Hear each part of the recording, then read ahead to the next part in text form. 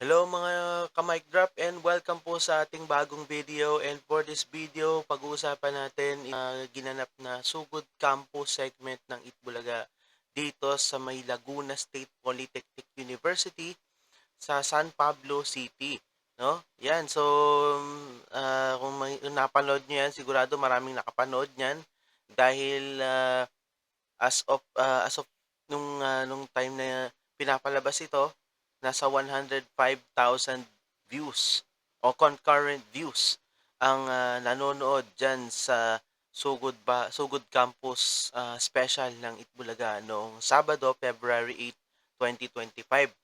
At kung mapapansin niyo talaga, no, kitang-kita niyo naman maraming estudyante. At 'pag sinabing estudyante ngayong panahon na 'to, karamihan ay mga Gen Z po 'yan, mga Gen Z, 'no? So, pinatunayan na naman ng Itbulaga na sila pa rin ang paboritong programa sa tanghalian kahit na mga estudyante na karamihan ngayon ay puro Gen Z na. So, diyan sa TV special na 'yan, present ang buong Dabarkads at siyempre ang TVJ, 'no?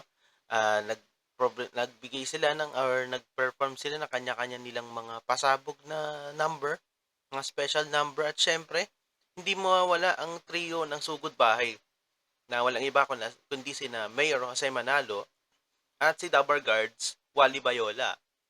So si Paolo Ballesteros naman na nag-umpisa, alam nating nag-umpisa sa EB sa papamagitan ng isang remote segment na pang-campus din, ay nagbalik din sa kung saan siya nag-umpisa, di ba? Kung natatandaan nyo, nag-start si Paolo Ballesteros sa Itbulaga bilang remote host ng UBET. Yung UBET Bagets, yan po, yan yung diyan siya nag-umpisa.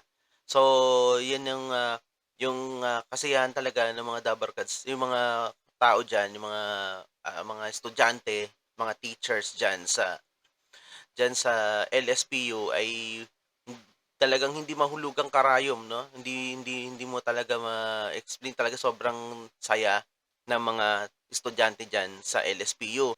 Nung pinakita nga sa camera yung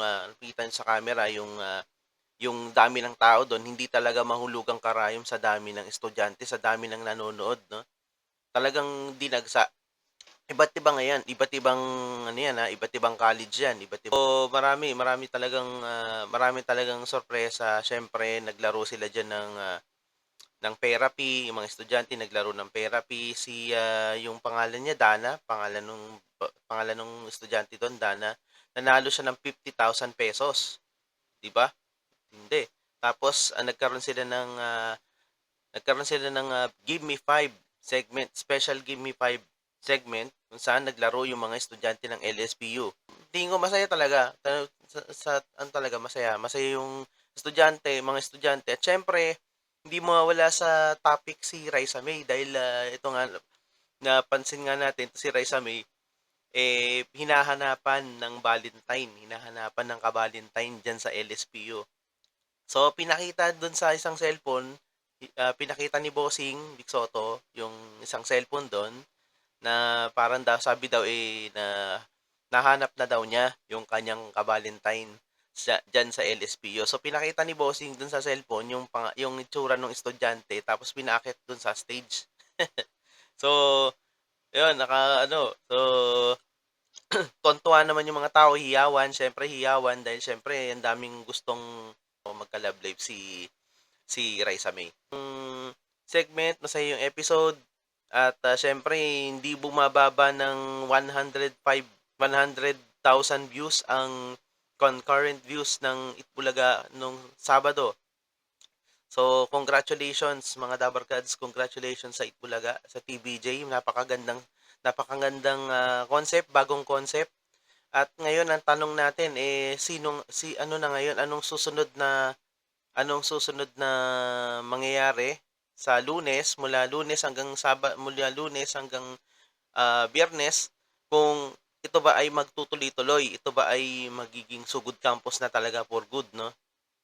Itong segment nila, kung magiging campus na talaga ang susuguri nila, no? Tapos 'di ba? Sino ba naman makakapagsabi na 'di ba, ang Itbulaga ay dinadagsa pa rin ng mga kahit na mga Gen Z, kahit na mga estudyante. So, sino ngayon yung mga nagsabi? So, mapapahiya yung mga nagsabi na ang Eat Bulaga ay pang Gen X or baby boomers lang, 'di ba? Yung mga sinasabi ng iba diyan na laos na daw ang EB.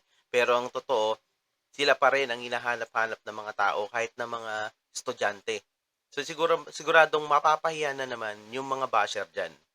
Samantala, so pag-usapan natin ngayon ang magiging pag-reunion, isang reunion ng isang boy band, ng isang boy group after ng mga ilang taon din, no? Nakakalipas. So, ang tinutukoy natin ay walang iba kundi ang F4. No? So, ang F4 nakatakdang pumunta sa burol ni Barbie Sue na mas kilala natin sa Meteor Garden bilang si Sanchay.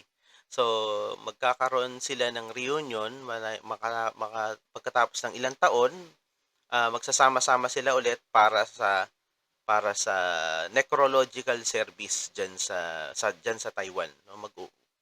Sabihin babalik sila diyan, uwi sila diyan sa Taiwan para magsama-sama para kay Barbie Sue, para kay Sanchay, no? So, nakakalungkot isipin na yung itong reunion na to dapat ang reunion nito ay masaya, 'di ba? Pero yung reunion malungkot kasi nga nagsama-sama sila para sa kaibigan nila na na wala na, abon na, 'di ba? Nakakalungkot isipin. Pero all in all, pero siyempre ah mapapansin natin, no, kung ano yung kasikatan nila bilang F4 noong 2003. Ganun pa rin, hindi nawala yung kasikatan nila hanggang ngayon. Silang apat hindi nawala yung kasikatan nila. Kahit si mismong si Barbie Sue ay hindi nawala yung kanyang kasikatan hanggang sa huli, 'di ba? Yung kanilang impact sa mga tao ay hindi nawala. So yun ang kagandahan dito. So abangan natin 'yan. So lalabas na rin yung video na 'yan. Tingnan natin, may mag-a-upload yan sigurado kasi may mag-a-upload kasi kahit sa mga feed ko puro F4 na puro Meteor Garden. So mapapansin nyo, no, yung Meteor Garden fever bumalik na naman dahil dito sa pangyayaring to. Bumalik na naman. So sigurado, tingin ko sigurado pagbalik ng prangkisa ng ABS, alam ko na kung anong anong magiging palabas nila. Unang palabas nila pagbalik ng franchise nila. So, yun lang ang masasabi ko, yun lang update ko lang diyan. At kung nagustuhan niyo itong update na to, don't forget to like and subscribe sa ating video, sa ating mga content. Thank you so much for watching at see you sa next video. Ingat kayo palagi.